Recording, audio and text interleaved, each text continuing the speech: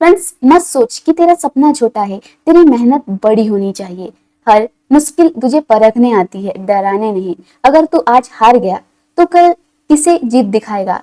उठ बढ़, क्योंकि तुझ में भी एक चिंगारी है जो दुनिया बदल सकती है। तो फ्रेंड्स आज के सेशन में मैं हिंदी के 30 क्वेश्चंस लेकर आई हूँ, जो एमपीटीटी वर्ग 3 की प्रिपरेशन कर रहे उन फ्रेंड्सों के लिए ये सेशन बहुत ही ज़्यादा इंपॉर्टेंट होने वाला है फ्रेंड्स। जैसे कि प्रीवियस क्वेश्चन पेपर को हम देखने वाले हैं, इससे हमें प्रीवियस जो एमपीटीटी का जो एग्जाम है उसमें हिंदी के किस टाइप के क्वेश्चन पूछे जाते हैं उसका पैटर्न हमें पता चलता है फ्रेंड्स प्रीवियस क्वेश्चन पेपर को देखने से।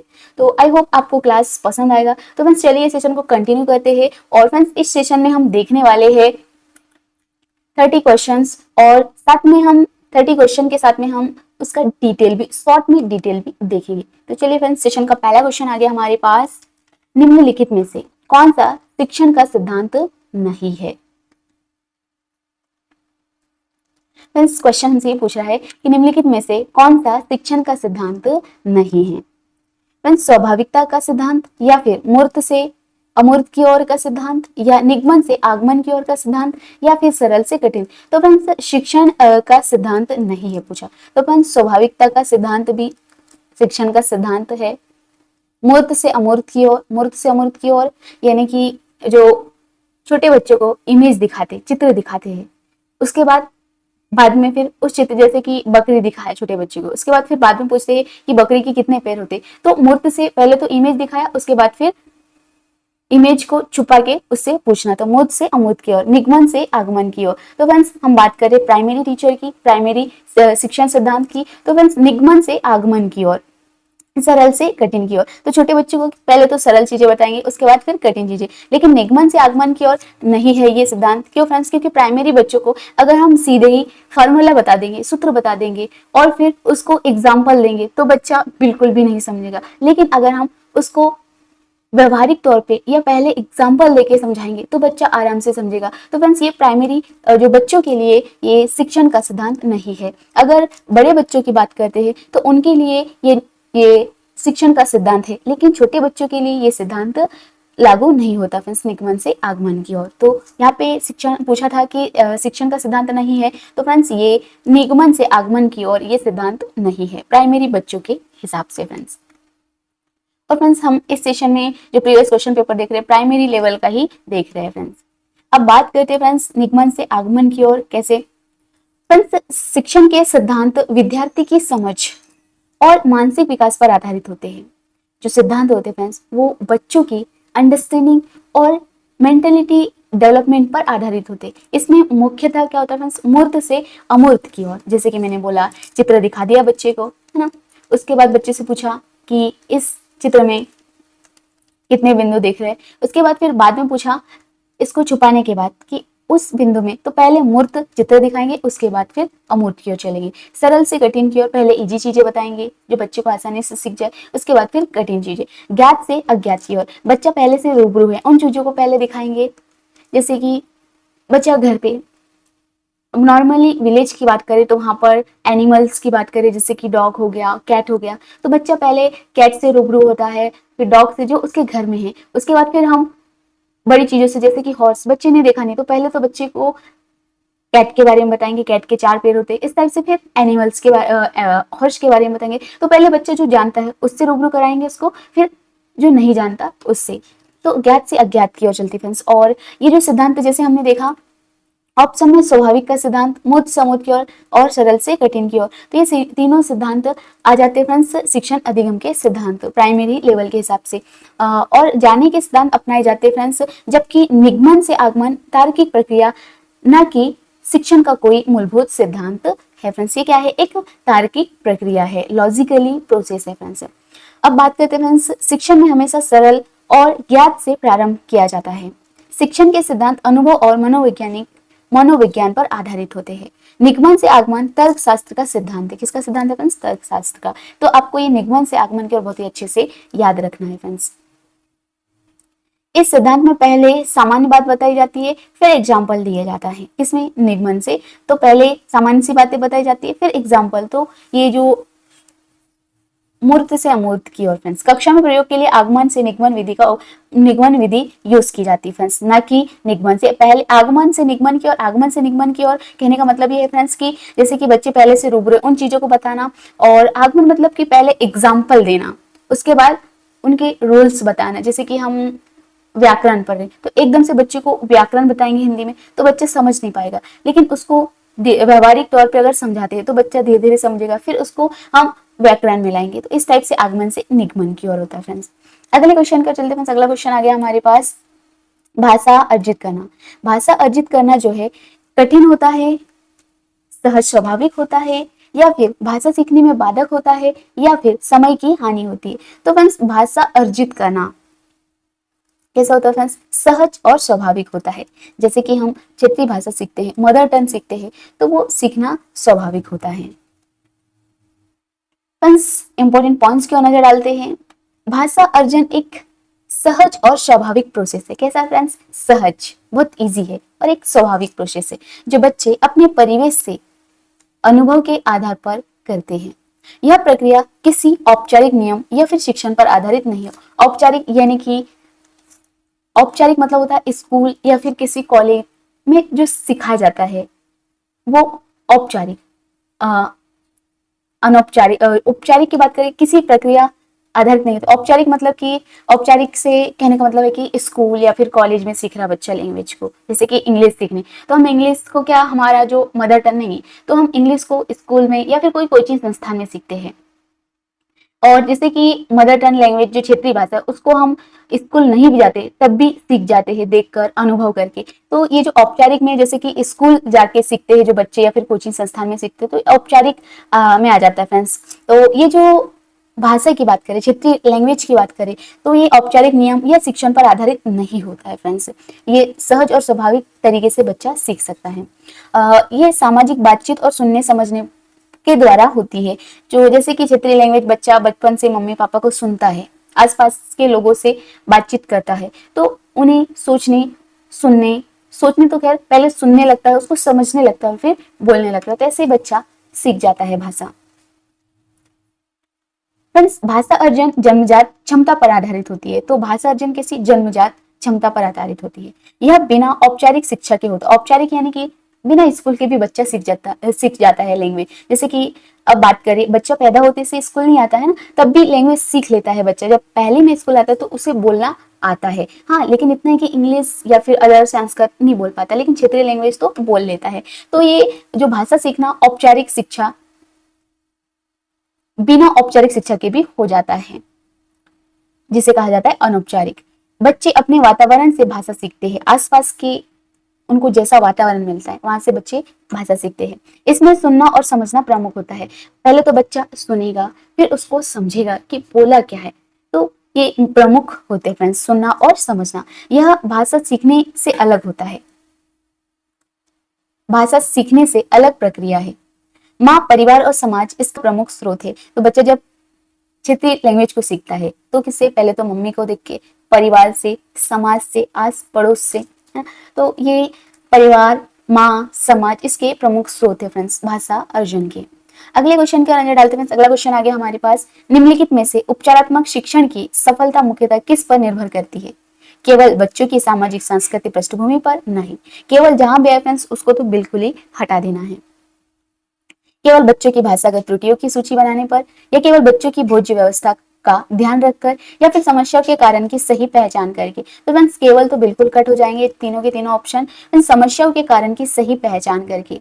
तो उपचारात्मक शिक्षण की सफलता मुख्यतः किस पर निर्भर करती है, तो प्रॉब्लम क्या है उसको पहचान कर, सही उसकी पहचान करके। फिर आंसर क्या हो जाएगा फ्रेंड्स, समस्या के कारण की सही पहचान करके। इंपॉर्टेंट पॉइंट्स क्या नजर डालते फ्रेंड्स, उपचारात्मक शिक्षण की बात कर रहे हूँ।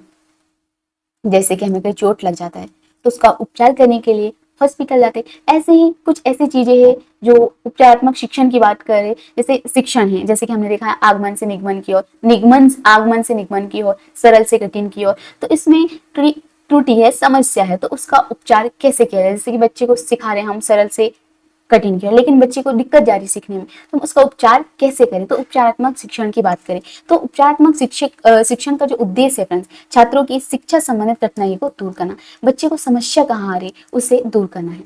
यदि शिक्षण में आ रही है, समस्या की सही पहचान कर ली जाए, जो समस्या है उसकी सही पहचान कर ली जाए, तभी सही उपाय अपनाए जा सकते हैं और शिक्षण प्रभावी बनता है।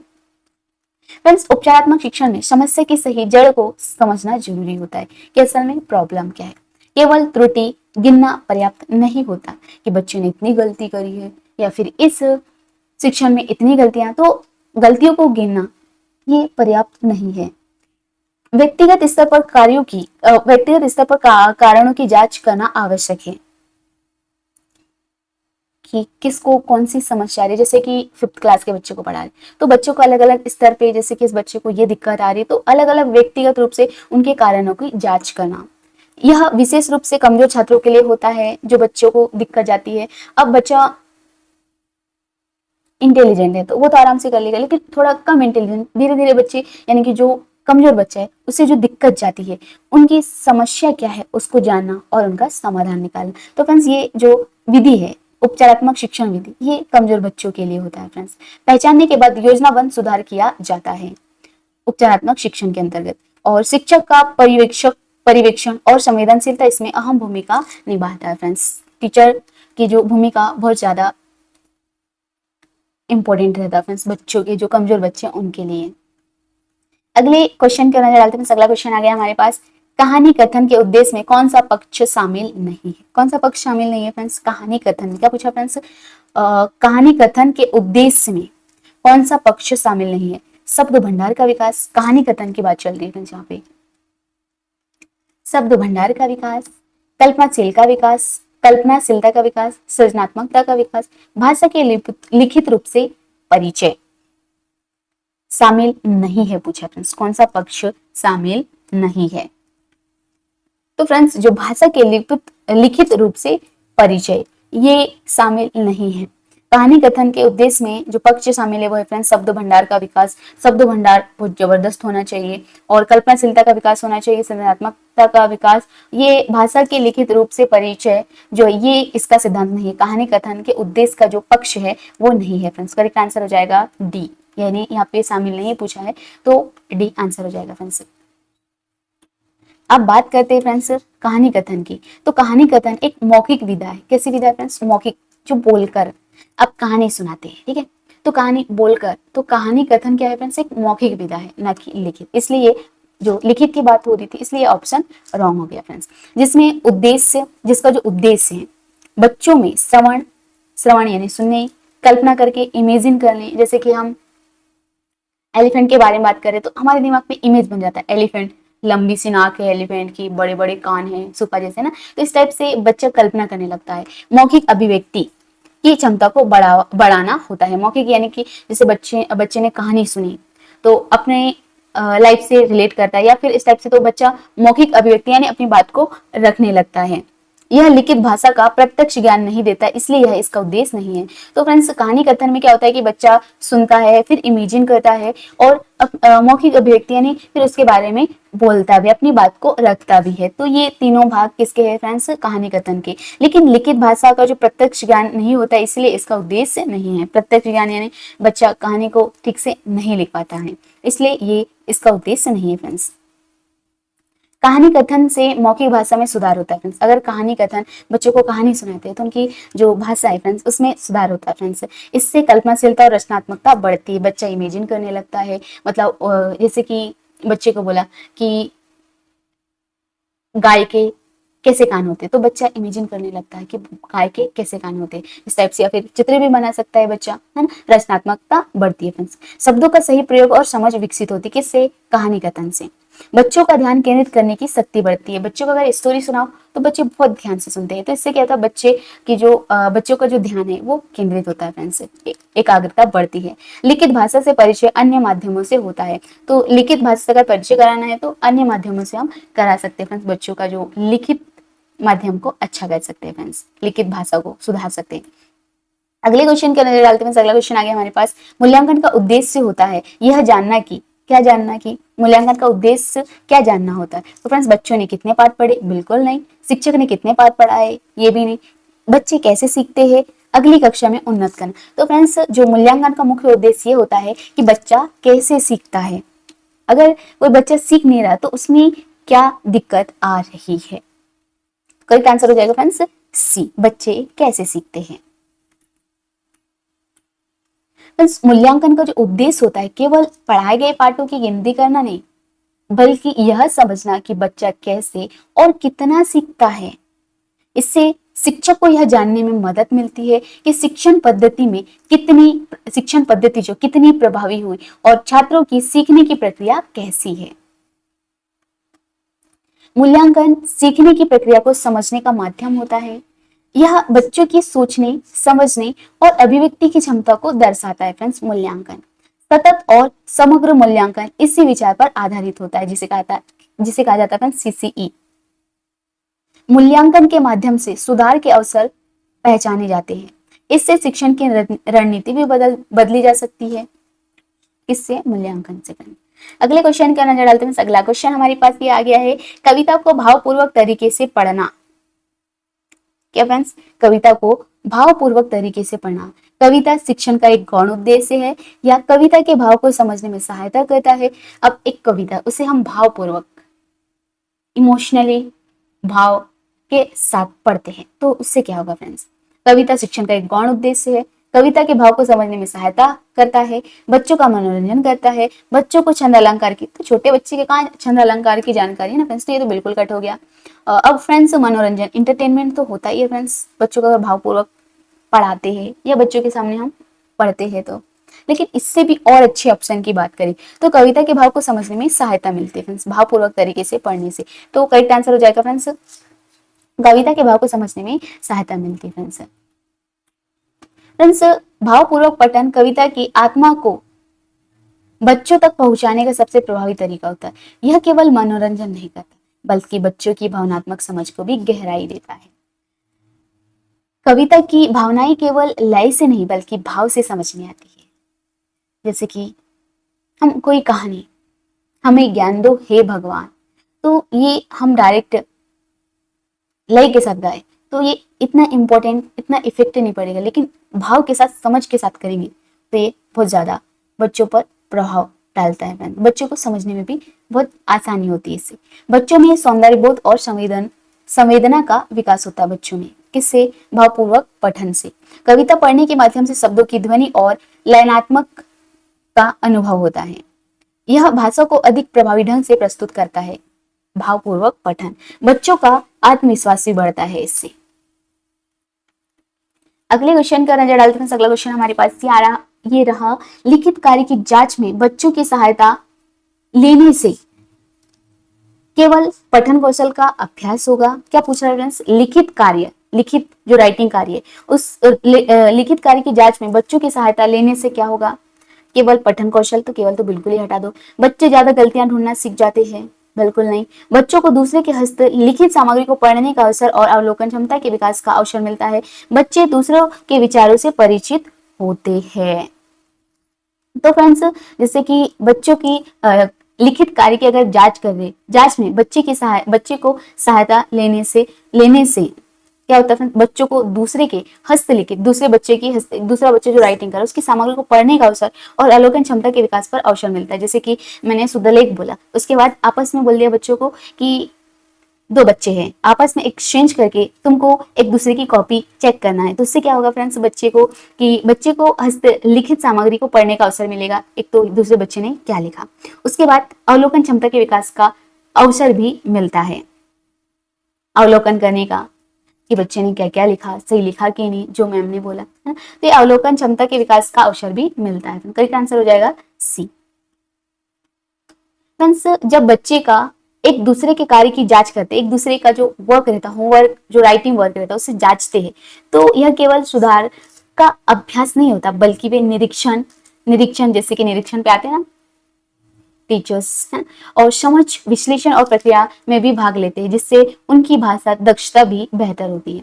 इससे सहपाठी मूल्यांकन का अवसर मिलता है। बच्चों की लेखन समझने की जो क्षमता बढ़ जाती है फ्रेंड्स। अवलोकन और आलोचनात्मक सोच का विकास होता है। अवलोकन यानी कि जैसे कि हम किसी स्कूल में गए, उसमें अवलोकन किया कि थर्ड क्लास में कितने बच्चे हैं, बच्चे का पढ़ाई में मन लग रहा कि नहीं लग रहा, फिर क्यों नहीं लग रहा, उसके रीजन, तो ये अवलोकन हो गया। फ्रेंड्स आलोचनात्मक सोच का विकास यानी कि इसमें आलोचना करते कि इसमें ये मिस्टेक हो गया तो क्यों ना इसमें ये सुधार कर दे, तो ये आलोचनात्मक सोच का विकास होता है। फ्रेंड्स सुधारात्मक व्यवहार विकसित होती है कि क्यों ना ये त्रुटि किया तो उसे सुधारा जाए। सहयोगात्मक सीखने की भावना उत्पन्न होती है। फ्रेंड्स किससे? एक दूसरे बच्चों को एक दूसरे की जो राइटिंग वर्क है उससे चेक करने पर। अगले क्वेश्चन के नजर डालते हैं। अगला क्वेश्चन हमारे पास ये रहा, लोकगीतों को भाषा की कक्षाओं में स्थान दिया जाना चाहिए, क्यों? क्योंकि ये दिया जाना चाहिए तो लोकगीतों को बढ़ावा देना भाषा शिक्षण का मुख्य उद्देश्य है? बिल्कुल नहीं। लोकगीत गाए जा सकते हैं, केवल लोकगीतों के माध्यम से पारंपरिक मूल्यों की शिक्षा दी जा सके तो केवल तो बिल्कुल ही हटा देना है। फ्रेंड्स इससे बच्चे सांस्कृतिक विशेषताओं से परिचित होते हैं। तो फ्रेंड्स जो लोकगीतों को बढ़ावा देना, लोकगीतों को भाषा की कक्षा में स्थान दिया जाना चाहिए। फ्रेंड्स ये क्वेश्चन रहा हमारे पास, लोकगीतों को भाषा की कक्षा में स्थान दिया जाना चाहिए क्योंकि इससे बच्चों की सांस्कृतिक विशेषताओं से परिचित होते हैं, इसीलिए। तो करेक्ट आंसर क्या रहा है फ्रेंड्स? डी। अब बात करते हैं इंपॉर्टेंट पॉइंट्स की। तो लोकगीत एक सांस्कृतिक धरोहर, कैसे धरोहर फ्रेंड्स? सांस्कृतिक, जो भाषा के साथ साथ समाज की परंपराओं मूल्यों को भी बच्चों तक पहुंचाते हैं। भाषा शिक्षण में इनका प्रयोग बच्चों को स्थानीय संस्कृति और बोलियों से जोड़ता है। लोकगीतों से बच्चों का जो सांस्कृतिक बोध विकसित होता है, यह भाषा में लयात्मक और आनंद का अनुभव कराते हैं। बच्चों को क्षेत्रीय भाषा और बोली से परिचित कराते हैं। फ्रेंड्स बोली और भाषा अलग अलग है। फ्रेंड्स पारंपरिक ज्ञान और नैतिकता की समझ मिलती है और लोकगीत महज से ज्यादा, लोकगीत जो है सहज रूप से याद रह जाते हैं। जो लोकगीत होते हैं फ्रेंड्स, जो गाने होते हैं क्षेत्रीय, वो बच्चों को सहज आसानी से याद रह जाते हैं, जिससे शब्द भंडार बढ़ता है। अगले क्वेश्चन का नजर डालते हैं फ्रेंड्स। अगला क्वेश्चन हमारे पास ये रहा, पाठ पढ़कर बच्चों से प्रश्न बनवाने से। फ्रेंड्स अगर सेशन आपको अच्छी लगती है तो इसे लाइक एंड शेयर जरूर कीजिएगा, और जितने फ्रेंड्स है जो MPTET वर्ग 3 की प्रिपरेशन कर रहे हैं उन तक ये सेशन जरूर पहुंचाएगा। प्रीवियस क्वेश्चनों को देखना बहुत जरूरी होता है। फ्रेंड्स हम बात कर रहे हैं पाठ पढ़कर बच्चों से प्रश्न बनवाने से क्या होगा। इस बात का पता चलता है कि बच्चे प्रश्नवाचक शब्दों से परिचित है या नहीं, या फिर शिक्षक को यह जानने का अवसर मिलता है कि बच्चों ने पाठ को कितना गहराई से समझा, या फिर कक्षा कार्य की अच्छी युक्ति पूरी होती है, या प्रश्न बनाने की आदत विकसित होती है। तो फ्रेंड्स पाठ पढ़कर बच्चों से प्रश्न बनवाने से क्या होगा कि शिक्षक को यह जानने का अवसर मिलता है कि बच्चों ने पाठ को कितनी गहराई से समझा। तो करेक्ट आंसर क्या हो जाएगा फ्रेंड्स? बी। इंपॉर्टेंट पॉइंट्स क्या नजर डालते हैं फ्रेंड्स। जो जब बच्चे स्वयं प्रश्न बनाते हैं तो उनका जो अर्थ, उनका अगर बच्चे स्वयं प्रश्न बनाते हैं तो इसका अर्थ ये होता है कि उन्होंने पाठ को समझा और उसमें निहित जानकारी को विश्लेषित कर पा रहे हैं। यह उच्च स्तरीय सोच कौशल का सूचकांक है फ्रेंड्स। इससे बच्चों की समझने की गहराई मापी जाती है। यह उच्च स्तर की संज्ञानात्मक प्रोसेस है। बच्चे विश्लेषण और संश्लेषण करना सीख जाते हैं। इससे रचनात्मक और कल्पना शक्ति का भी विकास होता है फ्रेंड्स। शिक्षक को फीडबैक मिलता है कि कौन सा भाग समझ गया है बच्चा और कौन सा नहीं समझ पाया है। अगला क्वेश्चन आ गया फ्रेंड्स हमारे पास, भाषा विकास का द्वितीय चरण निम्न में से क्या है? द्वितीय चरण पूछा फ्रेंड्स, बोलना, पढ़ना, लिखना, सुनना। तो फ्रेंड्स द्वितीय चरण की बात हो रही है। तो फ्रेंड्स द्वितीय चरण, भाषा विकास का जो द्वितीय चरण वो है फ्रेंड्स बोलना। तो प्रथम चरण कौन सा है? सुनना। जब पहले बच्चा सुनता है फिर बोलता है, तो भाषा विकास का प्रथम चरण सुनना हो गया और दूसरा चरण बोलना हो गया फ्रेंड्स। इंपॉर्टेंट पॉइंट्स क्यों नजर डालते हैं? इंपॉर्टेंट पॉइंट्स हमारे पास, भाषा विकास में पहला चरण होता है सुनना। क्या होता है फ्रेंड्स? जब बच्चा सुनेगा तब जाके बोलेगा। तो पहला चरण क्या होता है फ्रेंड्स? सुनना। आपको बहुत अच्छे से याद रखना है कि भाषा विकास का पहला चरण सुनना है, उसके बाद बच्चा बोलना सीखता है। यह क्रम प्राकृतिक भाषा अधिग्रहण की प्रक्रिया को दर्शाता है। पहले सुनकर बच्चा ध्वनियां और शब्द समझता है, फिर उनका प्रयोग बोलचाल में करता है फ्रेंड्स। भाषा अधिग्रहण की प्रक्रिया 4 चरणों में होती है, listening, speaking, reading and writing. आपको ये बहुत ही अच्छे से क्रम से याद रखना है, बहुत अच्छे से पूछे जाते हैं फ्रेंड्स ये। तो आपको ये जो है आयाम की बात करें तो ये तो आपको बहुत ही अच्छे से याद रखना है फ्रेंड्स। सबसे पहला क्या है friends, listening and speaking, reading and writing. तो ये क्रम से आपको बहुत ही अच्छे से याद रखना है। सबसे पहला बच्चा लिसनिंग करेगा, फिर जो सुना है उसको बोलेगा, स्पीक, फिर रीडिंग एंड राइटिंग। तो ये बोलने की जो समझने के फ्रेंड्स भाषा विकास के चरण है, बोलना चाहिए आयाम या चरण बोल सकते हैं फ्रेंड्स। तो 4 चरण है भाषा अधिग्रहण के, listening, speaking, reading and writing. सुनना, प्रारंभ और मौलिक चरण है। सबसे पहले बच्चा सुनता है, इसलिए ये प्रारंभिक और मौलिक चरण है फ्रेंड्स। बोलना भाषा के सक्रिय प्रयोग की शुरुआत है। तो बच्चा सबसे पहले सुनता है फिर बोलता है, इससे बच्चा सामाजिक रूप से संवाद स्थापित करता है। सुनना और बोलने के बिना पढ़ना लिखना कठिन होता है। तो जो ज्यादा इजी होता है वो सुनना और बोलना, इसके बिना पढ़ना लिखना कठिन होता है। तो ये देखा फ्रेंड्स हमने भाषा विकास के चरण, चारों चरण देख लिया फ्रेंड्स, आपको बहुत अच्छे से याद रखना है फ्रेंड्स। अक्षर चरण से बनते हैं भाषा विकास के। अगले क्वेश्चन की नजर डालते फ्रेंड्स। अगला क्वेश्चन हमारे पास ये रहा, बच्चों में हिंदी भाषा सीखने के प्रति रुचि उत्पन्न करना यह उद्देश्य है। उच्च स्तर के छात्रों के लिए क्या पूछ रहा है फ्रेंड्स, बच्चों में हिंदी जो भाषा सिखाने के प्रति रुचि उत्पन्न करना, ये उद्देश्य किसका है? उच्च स्तर के छात्रों के लिए, प्राथमिक स्तर के छात्रों के लिए, माध्यमिक स्तर के छात्रों के लिए, केवल हायर स्कूल के छात्रों के लिए? तो फ्रेंड्स हम बात कर रहे प्राइमरी बच्चों की, तो प्राइमरी के लिए होगा, प्राइमरी टीचर के लिए प्रिपरेशन भी कर रहे, तो किसके लिए होगा फ्रेंड्स? प्राइमरी बच्चों के लिए, प्राथमिक स्तर के छात्रों के लिए। तो करेक्ट आंसर क्या हो जाएगा फ्रेंड्स? बी। इंपॉर्टेंट पॉइंट्स है फ्रेंड्स हमारे पास। प्राथमिक स्तर पर भाषा सिखाने का सबसे पहला उद्देश्य बच्चों में भाषा के प्रति रुचि उत्पन्न करना होता है। यदि बच्चे भाषा को बोझ नहीं बल्कि आनंद के रूप में लेते हैं तो सीखने में अधिक तत्पर रहते। अगर बच्चे को हम हिंदी सिखा रहे हैं, बच्चे को ऐसा लग रहा कि कहाँ ये हिंदी कठिन लग रहा, तो फिर बच्चों को ऐसा लगने लगेगा कि बोझ, और बच्चे उसे ठीक से नहीं सीख पाएंगे। लेकिन हम जो तरीका है बच्चों को ध्यान में रखते हुए अगर सिखाते हैं, आनंद के रूप में सिखाते हैं, बच्चों को उसमें इंटरेस्ट आ रहा, तो बच्चे उसे आसानी से सीख जाएगा फ्रेंड्स। प्राथमिक कक्षा जो बच्चों के भाषा अधिग्रहण की नींव रखते हैं। पहले तो हम क्षेत्रीय लैंग्वेज फर्स्ट मदर टंग को प्रायोरिटी दी है फ्रेंड्स। तो पहले तो बच्चा मदर लैंग्वेज से रूबरू होता है, उसके बाद फिर स्कूल में आता है, स्कूल में हम हिंदी इंग्लिश को पढ़ाते, तो क्या हम उसे पहले तो मदर टंग में उन्हें बताए, उसके बाद फिर हिंदी में।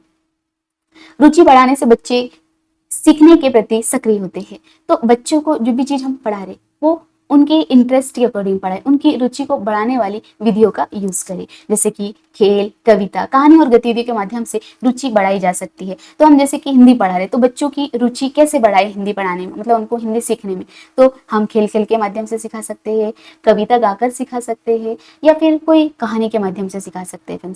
रुचिपूर्ण शिक्षण से भाषा का जो भय समाप्त होता है। अगर इंटरेस्टिंग जो हम जो सिखा रहे, बच्चों को रुचिपूर्वक सिखा रहे, तो इससे क्या बच्चे जो है डरते नहीं है, उनका जो भय वो समाप्त हो जाता है। रुचि ही आगे चलकर भाषा दक्षता का आधार बनती है फ्रेंड्स।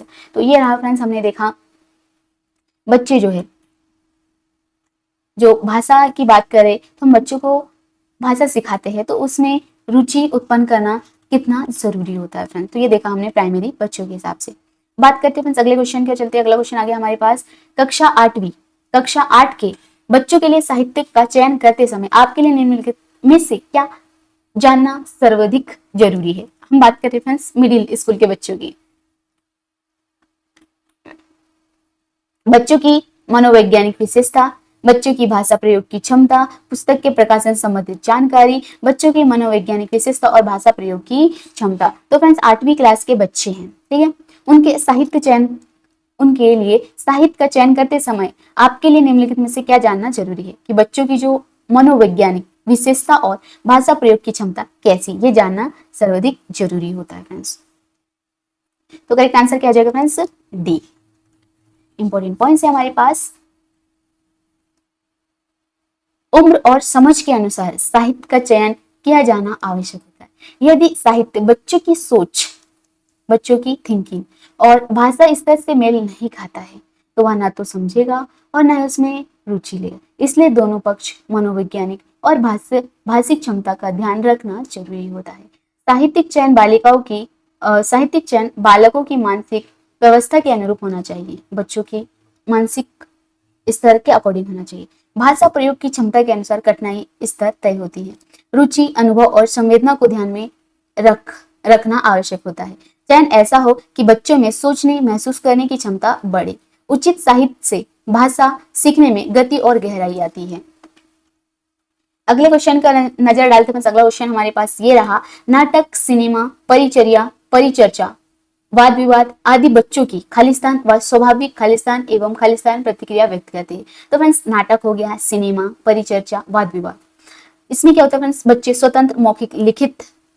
तो बच्चे जो है नाटक, सिनेमा, परिचर्चा या वाद विवाद में बच्चों की स्वतंत्रता, स्वाभाविक, मौखिक और लिखित प्रतिक्रिया व्यक्त करने की क्षमता विकसित कर। करेक्ट आंसर क्या हो जाएगा फ्रेंड्स, ए, स्वतंत्र, मौखिक और लिखित।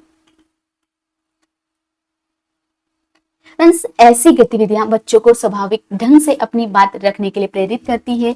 इससे वे मौखिक और लिखित दोनों रूप से स्वतंत्र रूप से सोचने और अभिव्यक्त करने में सक्षम होते हैं। अभिव्यक्त यानी अपनी बात को किसी के सामने रखना। अभिव्यक्ति की स्वतंत्रता भाषा विकास का महत्वपूर्ण पक्ष है फ्रेंड्स। संवादात्मक गतिविधियां आत्मविश्वास बढ़ाती है। मौखिक और लिखित दोनों प्रकार की अभिव्यक्ति में सुधार आता है। सोचने, बोलने और लिखने की एकीकृत क्षमता का विकास होता है फ्रेंड्स। बच्चे सामाजिक और रचनात्मक दृष्टिकोण से मजबूत बनते हैं। अगले क्वेश्चन का चलते हैं। अगला क्वेश्चन ये रहा हमारे पास, भाषा सीखने में होने वाली त्रुटियां। जब बच्चा भाषा सीखता है तो उसमें कौन कौन सी त्रुटियां होती हैं।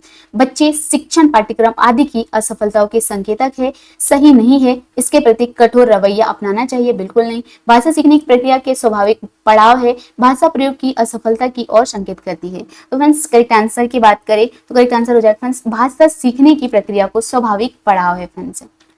भाषा सीखने में कठिनाई आती है तो ये स्वाभाविक सी बात है। भाषा सीखते समय बच्चों से त्रुटियां होना स्वाभाविक है। बच्चा त्रुटियां तो करेगा ही, जो भी चीज सीखे, या हम पहली बार सीखते हैं तो उसमें तो गलतियां करते हैं फ्रेंड्स। तो ये स्वाभाविक सी बात है कि बच्चा त्रुटियां करेगा। यह प्रक्रिया का हिस्सा है, होता है कि सीखने का संकेत होती है, न कि असफलता का। इनकी विशेषता कारक बेहतर शिक्षण रणनीतियां अपनाई जा सकती है। जैसे कि सीखने के लिए सीखने का संकेत होती है, त्रुटियां जो है सीखने का संकेत होती है, ना कि असफलता के। बच्चा त्रुटियां कर रहा तो जरूरी नहीं कि मतलब ये इंपॉर्टेंट नहीं है कि बच्चा असफल हो जाएगा, वो संकेत देता है कि बच्चा सीख रहा है। त्रुटियां विकास की दिशा में संकेतक होती है, यह बताती है कि बच्चा किस स्तर पर है। त्रुटियों से सुधार की गुंजाइश उत्पन्न होती है। बच्चा गलतियां करता है तो इसमें सुधार की गुंजाइश बढ़ जाती है फ्रेंड्स। शिक्षक को सहनशीलता और प्रोत्साहित करने वाले होना चाहिए। त्रुटियां रचनात्मक शिक्षण की प्रेरणा देता है। जैसे कि कई बच्चे ने, हम भाषा सिखा रहे तो बच्चे ने गलतियां कर दी, तो ऐसा नहीं टीचर को क्रोधित होना चाहिए बच्चे पे। तो टीचर को कैसे रहना चाहिए, सहनशील और प्रोत्साहित करने वाला होना चाहिए। बच्चों को प्रोत्साहित करना चाहिए, नहीं आप बहुत अच्छा कर रही हो और अच्छा कर सकते हो, तो इसे और थोड़ा सा और सीखने की जरूरत है। ऐसा नहीं कि बच्चे पे गुस्सा करे। तो एक अच्छे टीचर को कैसे होना चाहिए फ्रेंड्स, सहनशील और प्रोत्साहित करने वाला होना चाहिए फ्रेंड्स। त्रुटियां जो है रचनात्मक शिक्षण की प्रेरणा देती है फ्रेंड्स। अगले क्वेश्चन का नजर डालते हैं। अगला क्वेश्चन ये रहा हमारे पास, पाठ्य पुस्तक भाषा शिक्षण में मुख्यतः क्या सहायता करती है। बच्चों को विभिन्न पर्वों की जानकारी देती है। पाठ्य पुस्तक में जो भाषा शिक्षण के जो मुख्यतः क्या सहायता करती है। व्याकरण नियम कंठस्थ कराती, बिल्कुल नहीं।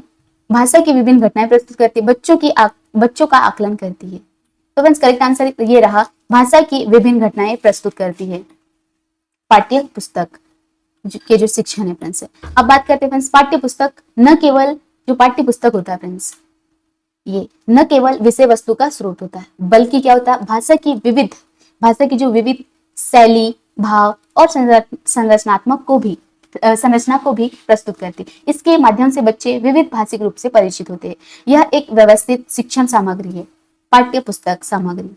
शब्द, वाक्य, अभिव्यक्ति और अर्थ की विविधता बढ़ाती है फ्रेंड्स पाठ्य पुस्तक। साहित्यिक, संवादात्मक, सूचनात्मक भाषा का समावेश होता है।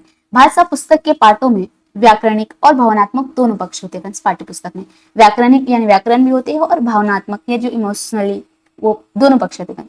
शिक्षण प्रक्रिया को एक दिशा और स्थायित्व देती है फ्रेंड्स। अब ये रहा फ्रेंड्स हमारे पास पैराग्राफ। तो पैराग्राफ को पढ़ने के बाद हमें क्वेश्चन का आंसर देना है फ्रेंड्स। तो हम स्पीड से पैराग्राफ को पढ़ लेते हैं फ्रेंड्स। हम जब आपको एग्जाम हॉल में भी इसे स्पीड से जो आपकी रीडिंग क्षमता है उसे बढ़ानी है फ्रेंड्स फटाफट। हम जब असंगठित हुए, हमें आर्थिक या राजनीतिक रूप से इसकी कीमत चुकानी पड़ी। हमारे विचारों में जब संकीर्णता आई, आपस में झगड़े हुए, हमने जब भी कभी नए विचार से अपना मुख मोड़ा, हमें हानि ही हुई। हम विदेशी शासन के अधीन हो गए। ये बात स्वयं प्रधानमंत्री श्रीमती इंदिरा गांधी ने अखिल भारतीय राष्ट्रीय एकता सम्मेलन के दौरान कही थी। तो जो हमने ये बात जो हम जब असंगठित हुए, हमें आर्थिक एवं राजनीतिक रूप में इसकी कीमत चुकानी पड़ी। हमारे विचारों में जब संकीर्णन आई, आपस में झगड़े हुए, हमने जब कभी नए विचारों से अपना मुख मोड़ा, हमें हानि हुई, हम विदेशी शासन के अधीन हो गए। ये बात स्वयं प्रधानमंत्री इंदिरा गांधी ने कही थी फ्रेंड्स। कब कही थी? अखिल भारतीय राष्ट्रीय एकता सम्मेलन के दौरान कही थी। सचमुच राष्ट्रीय एकता सशक्त और समृद्ध राष्ट्र की आधारशिला होती है। राष्ट्रीय एकता का तात्पर्य है राष्ट्र के विभिन्न घटकों में परस्पर एकता, प्रेम एवं भाईचारे का कायम रहना। भारत में कई धर्मों एवं जातियों के लोग रहते हैं, जिनके रहन सहन, आस्था में अंतर तो है ही, साथ ही उनकी भाषा भी अलग अलग है।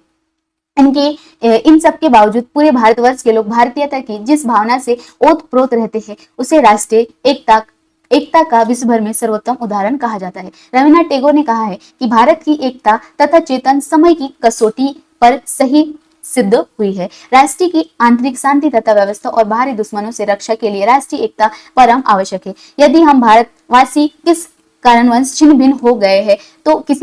भिन्न हो गए तो हमारी पारस्परिक फूट को देखकर अन्य देश हमारी स्वतंत्रता को हड़पने का प्रयास करेंगे। इतिहास के अध्ययन से हमें पता चलता है कि प्राचीन काल में समूचा भारत एक ही सांस्कृतिक सूत्र में आबद्ध था, किंतु आंतरिक दुर्बलता के कारण, आंतरिक कमजोरी के कारण विदेशी शक्तियों ने हम पर आधिपत्य स्थापित कर लिया। इन विदेशी शक्तियों ने हमारी सभ्यता और संस्कृति को नष्ट करना शुरू किया, जिससे हमारी अस्थायी और धार्मिक मूल्यों का धीरे धीरे पतन हो गया। हमें राष्ट्रीय एकता कायम रखने की आवश्यकता है, तभी हम डॉक्टर एस राधाकृष्णन की कही गई बात को सही साबित कर सकते हैं। भारत ही अकेला देश है जहां मंदिरों, गिरजाघरों और मस्जिदों, दो गुरुद्वारों और मठों में शांतिपूर्वक सह अस्तित्व है। आज देश की राष्ट्रीय एकता को सबसे बड़े खतरा आतंकवाद से है।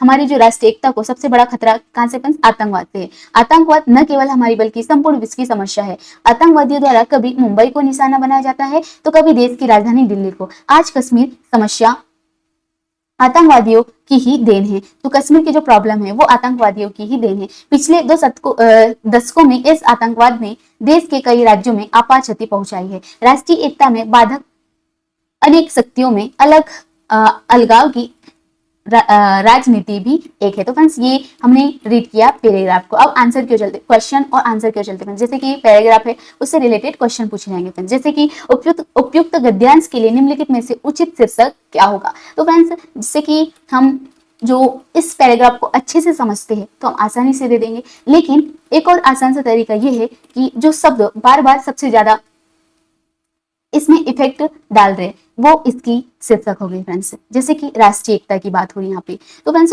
गद्यांश का उचित शीर्षक पूछा है तो राजनीतिक असंगठन क्षेत्र, राष्ट्रीय एकता, आतंकवाद एवं राष्ट्रीय खतरा, कश्मीरी की आतंकवाद। तो जो बार बार जो शब्द आ रहे हैं फ्रेंड्स, राष्ट्रीय एकता बहुत बार आ गया, तो इसका जो शीर्षक हो क्या होगा फ्रेंड्स? राष्ट्रीय एकता। लेकिन तैयारी को बेहतर करना है तो पहले आपको पैराग्राफ को बहुत ही अच्छे से समझना है, उसके बाद आपको आंसर देना है फ्रेंड्स। तो इसका करेक्ट आंसर हो जाएगा फ्रेंड्स राष्ट्रीय एकता। इसमें शीर्षक की बात करें तो राष्ट्रीय एकता है। राष्ट्रीय एकता की आवश्यकता, उसके महत्व और उसे बनाए रखने की चुनौतियों पर चर्चा की गई है। इसमें जैसे कि इसमें इंदिरा गांधी और रविन्द्रनाथ टैगोर हो गए, डॉक्टर एस राधाकृष्णन के उदाहरणों के माध्यम से समझाया गया है। जैसे कि हमने देखा फ्रेंड्स, राष्ट्रीय एकता की राष्ट्र की शक्ति है, संगठन और संकीर्णता ने भारत को नुकसान पहुंचाया है, आतंकवाद, अलगाववाद जैसी समस्या राष्ट्रीय एकता के लिए खतरा है। तो फ्रेंड्स इस पैराग्राफ का जो शीर्षक है वो है राष्ट्रीय एकता। अगले क्वेश्चन का नजर डालते हैं। अगला क्वेश्चन हमसे पूछ रहा है कि उपयुक्त गद्यांश के अकॉर्डिंग कथन जो है, भारत ही अकेला देश है जहां मंदिरों, मस्जिदों, गिरजाघरों, गुरुद्वारों और मठों में शांतिपूर्ण सहज अस्तित्व है। निम्न में से किसका कथन है? तो किसका कथन है फ्रेंड्स? जैसे कि हमने देखा था तो गिरजाघरों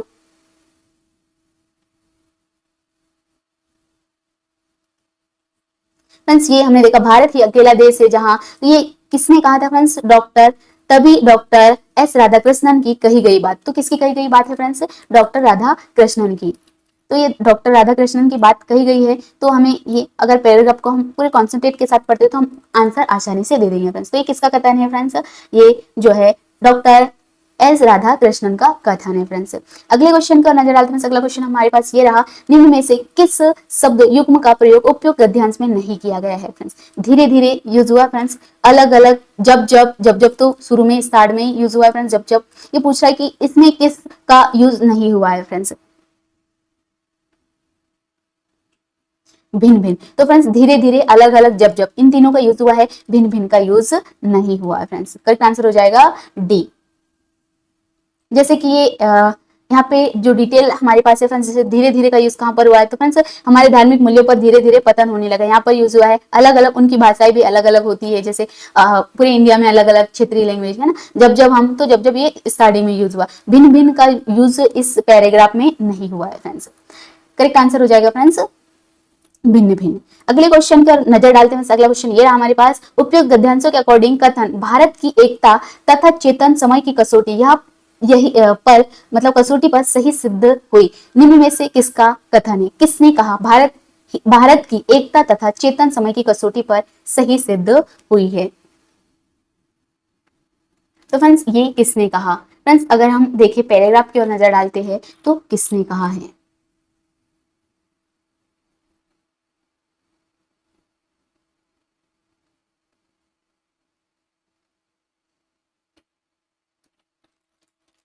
ऑप्शन में क्या है फ्रेंड्स हमारे पास, भारत की एकता,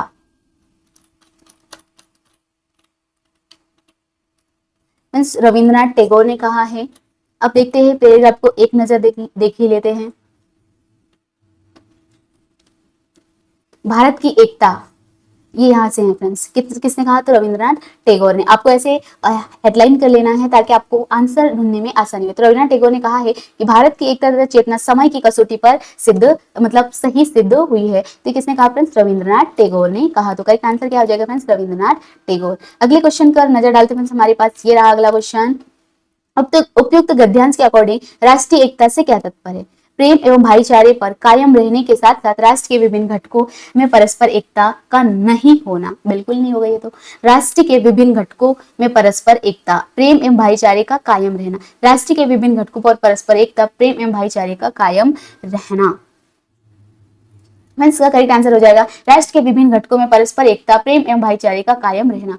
इसका अर्थ है फ्रेंड्स ये राष्ट्रीय एकता का तात्पर्य है फ्रेंड्स। करेक्ट आंसर हो जाएगा डी। अगले क्वेश्चन पर नजर डालते हैं। अगला क्वेश्चन ये रहा हमारे पास, निम्नलिखित में से आबद्ध शब्द का विलोम शब्द क्या होगा फ्रेंड्स। आबद्ध की बात करें तो आबद्ध का विलोम शब्द,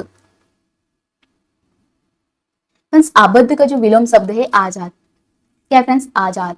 अब देखते हैं फ्रेंड्स आबद्ध का अर्थ क्या होगा। आबद्ध का अर्थ होता है फ्रेंड्स बंधा हुआ या जुड़ा हुआ या फिर बंधन में, और आबद्ध का मतलब बंधा हुआ, तो इसका अपोजिट क्या हो जाएगा, आजाद, जो बंधा नहीं है, जो एकदम आजाद है। तो इसका विलोम क्या होगा फ्रेंड्स, आजाद हो गया, जिसका अर्थ होता है मुक्त, स्वतंत्र या बंधन रहित। करेक्ट आंसर हो जाएगा फ्रेंड्स आजाद। अगले क्वेश्चन पर नजर डालते हैं। अगला क्वेश्चन ये रहा हमारे पास, निम्न में से मतैक्ता में कौन सी संधि है। मतैक्ता में क्या पूछा फ्रेंड्स, मतैक्ता में कौन सी संधि है। तो फ्रेंड्स मतैक्ता में कौन सी संधि है, मतैक्ता में वृद्धि संधि है, जैसे कि मत प्लस एकता, ये ए वाला है फ्रेंड्स, तो इसमें जब ये जुड़ जाएगा तो क्या हो जाएगा फ्रेंड्स, मतैक्ता। ये फ्रेंड्स मतैक्ता, तो यहाँ पे जो ए है ये ए जुड़ के यहाँ पे ए की मात्रा बनता है, इसलिए कौन सी वृद्धि संधि है फ्रेंड्स। इसका करेक्ट आंसर हो जाएगा फ्रेंड्स वृद्धि संधि। अगले क्वेश्चन की ओर नजर डालते हैं। अगला क्वेश्चन ये रहा हमारे पास, निम्नलिखित में से भारतवासी शब्द में कौन सा समाज है। भारतवासी, भारत के वासी, तो फ्रेंड्स कौन सा समाज है इसमें, भारत के वासी। तो ये कौन सा समाज है फ्रेंड्स, तत्पुरुष समाज। अब देखते हैं कैसे तत्पुरुष समाज। तो फ्रेंड्स भारत प्लस वासी, यानी भारत में जो रहने वाले लोग हैं, भारत के वासी, तो इससे क्या होगा फ्रेंड्स, जो भारत में वास करते हैं, जो भारत में रहते हैं, इसका मीनिंग होता है। इसमें कौन सा समाज है फ्रेंड्स, तत्पुरुष समाज। Friends in previous question paper को देखने के साथ साथ हम जो हिंदी ग्रामर उसे भी कंप्लीट करेंगे, जैसे कि समास हो गया, इसे भी बहुत ही डिटेल से कवर करने वाले हैं फ्रेंड्स। जैसे कि वास, वास जो मुख्य पद है और भारत इसका कारक या विशेष रूप से, तो इसे हम डिटेल में समझे। तो करेक्ट आंसर क्या हो जाएगा फ्रेंड्स, तत्पुरुष समाज। अब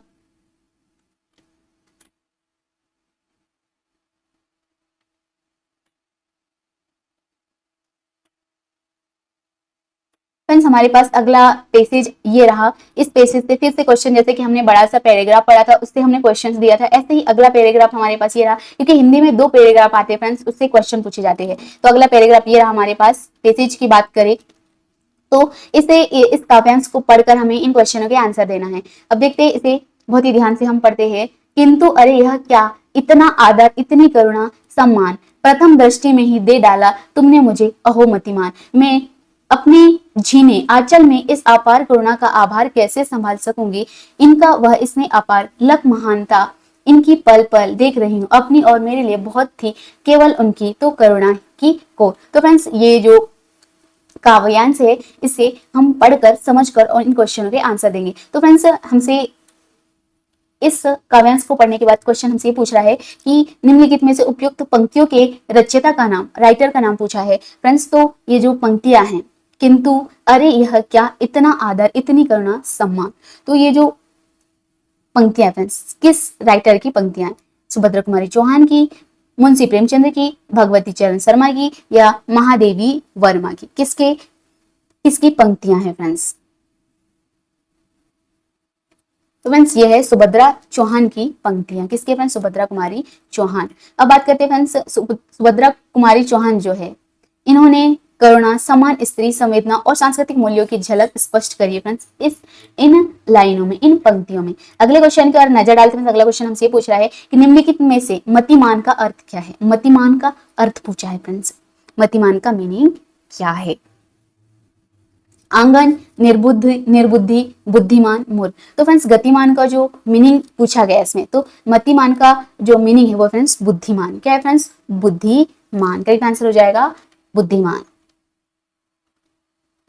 अगले क्वेश्चन पर नजर डालते हैं। अगला क्वेश्चन हमसे ये पूछ रहा है कि निम्नलिखित में से कौन सा शब्द करुणा का पर्यायवाची नहीं है? किसका फ्रेंड्स? करुणा का।